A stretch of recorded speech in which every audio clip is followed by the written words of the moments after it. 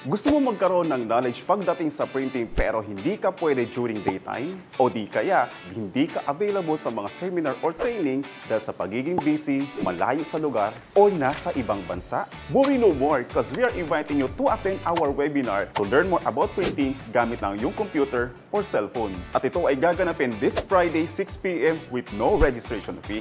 Dito ituturo natin ang tungkol sa mga printer, gaya ng mga pagkakaiba nito, sizes, capability, at advantage.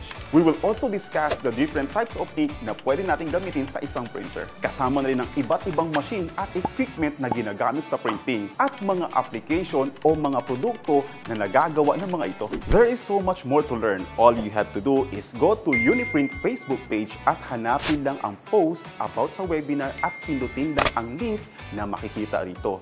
At hanapin lang ang petsa kung kailan ka attend. At dadalhin kayo sa next page kung saan kailangan lang mag-sign up gaya ng paglalagay ng name, surname, email address, at contact number.